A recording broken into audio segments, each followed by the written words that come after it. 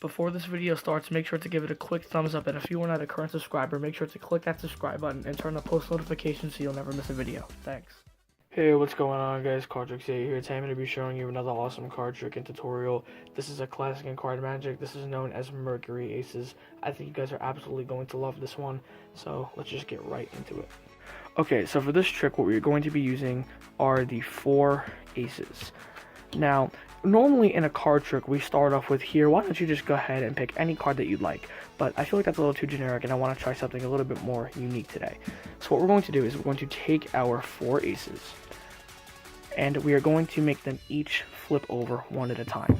Now, I know that this sounds crazy. It doesn't sound like it should be possible, but just watch carefully. So we have the ace of diamonds, the ace of spades, the ace of hearts, and the ace of clubs. But if you watch carefully, we give the cards a bit of a shake, and what you'll notice is one ace has flipped itself over. And all it takes is another shake, and you'll notice we have a second ace that's flipped itself over. And you notice if we give the cards a third shake, we have a third ace that's flipped itself over. And if we give the cards one more shake, you'll see that all 4 aces have flipped themselves over. So now, how is this possible? Well, it's actually very simple, because we don't even have aces at all, because now we actually have 1, 2, 3, 4 kings. The king of clubs, the king of diamonds, the king of spades, and the king of hearts. So a lot of people ask, that's not possible. Aces cannot change to kings. It's just not possible. Well, here's the thing. The aces did not change to kings. You do not need to worry about that. The aces actually just switched out. Because what actually happened is, if we take the cards and just give them a couple of cuts, what you'll actually notice is if we just take the cards, all I'm going to do is just quickly set them down on the table, and you can quickly see that in the deck, the only cards that are face up are the 4 aces. So anyways, guys, that's the trick. I hope you guys enjoyed it. So now let's get straight into the tutorial. Alright guys, hopefully you stuck around for the tutorial. So this trick is not that difficult to perform, and the reactions you get are insane. It's an absolutely brilliant effect, so let's just get into how you can do this for yourself. So here's what you're going to need. You're going to need any deck of playing cards. Any deck will work. Speaking of which, this is the Series B deck. I did a review on this in my last video. So if you want to see the review on this deck, then click right up here and check that out. But anyways, let's just get into this. Once you have your deck, you're going to remove the 4 aces and the 4 kings. And you're going to set the cards up as follows. You're going to take the 4 kings, put them on top of the aces as so. Take this whole arrangement of cards, put it on top of the deck, and now you are ready to go. So all you're going to do is just deal off the 4 aces and just tell the spectator that all we're going to be using are the 4 aces for this effect.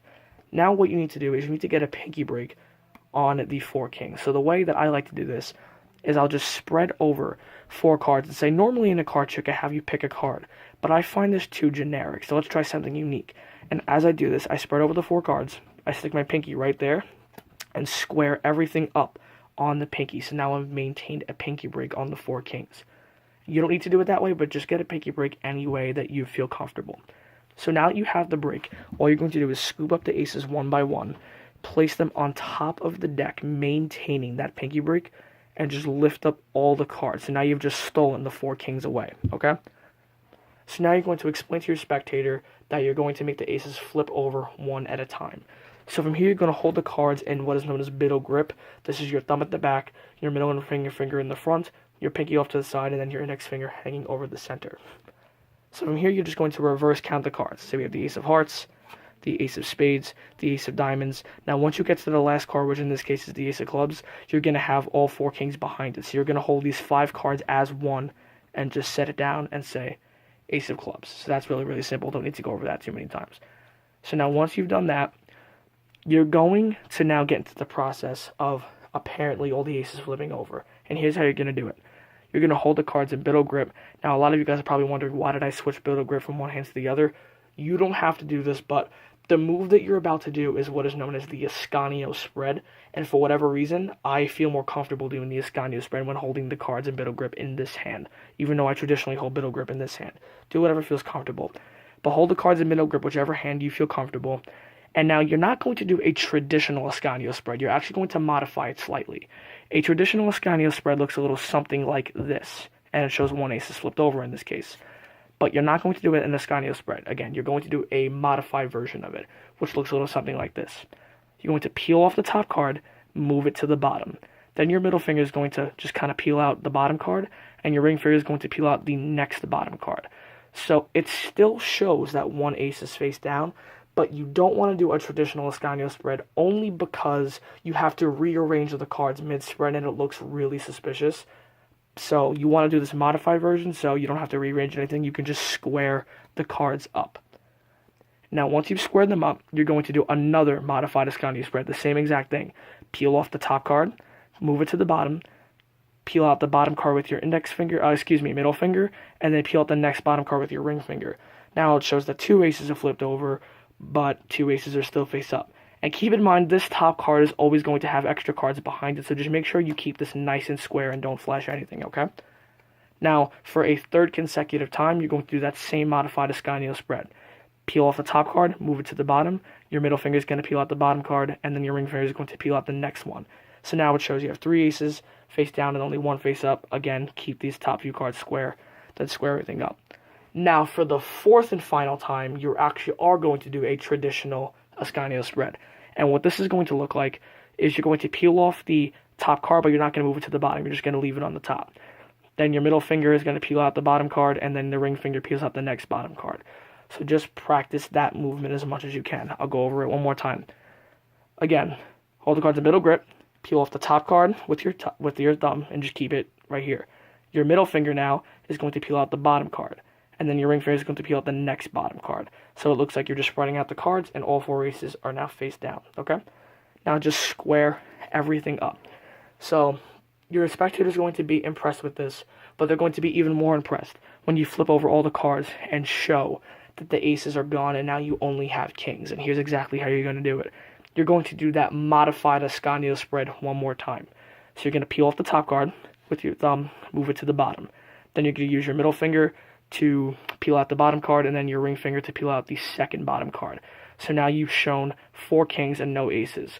Of course, the 4 aces are all behind this king, so just make sure you keep these nice and square. So now you're going to hold the cards in this spread just like this, and you're going to reverse count them. So peel off all 5 of these cards as one, keep it nice and square in your hand, then peel off the rest of the cards one by one on top of it. So all that's done is it's moved the 4 aces face down on the bottom of the kings, and that's exactly how you want it. So take this whole arrangement, set it on top of the deck, and from here, just cleanly deal out the 4 kings. Now, at this point, they think the trick is over. You change aces to kings. Absolutely amazing trick. But now they're about to see a true kicker. Because you're going to explain that the aces, well, didn't change the kings. They just swapped out. And now you kind of need to use this as misdirection. You need to talk to your spectator, look them in the eye, or just do whatever you can to misdirect them, because you now need to get a pinky break on the 4 aces, which are now on top of the deck. So it's very simple. Just talk to your spectator, look them in the eye, take their attention away from the deck, because the easiest way you're going to do this is just riffle up the back of the deck until you count exactly 4 cards. And just like that, now you have a pinky break on the 4 aces. Again, just misdirect them any way that you need to. So now from here, you're going to convert this pinky break to a thumb break. So just reach over and now keep a break with your thumb. Now what you are going to do is what is known as a Browy reversal. Now this is a slight modification on the double undercut. Now the double undercut is when you take half the cards below the break, move it to the top, then the other half below the break, move it to the top. The, what do we say? The Browy reversal is the same exact thing, just slightly different. You're going to take half the cards below the break, but instead of just moving it to the top, you're going to flip the cards over and then move it to the top while maintaining that break. Then you're going to take the other half of the cards below the break, flip it over, move it to the top. So what this has done is it's controlled the aces to the bottom. They're all face down while the rest of the deck is face up. So now you need to get the cards to the center of the deck. Now, you can do this the simple way or the slightly harder way. The easy way is to simply just cut the cards and then spread out the cards, and then the trick is over. What I like to do, though, is just to make this even more magical. I do what is known as a turnover pass. Now, a turnover pass is basically cutting the cards. You're still cutting the cards, but you're doing it in secret. And if you do it correctly, all it's going to look like is you're flipping over the deck and putting it on the table. That's what it looks like, even though you actually cut the cards in secret. Now, a turnover pass, okay? Again, it's actually going to look something like this.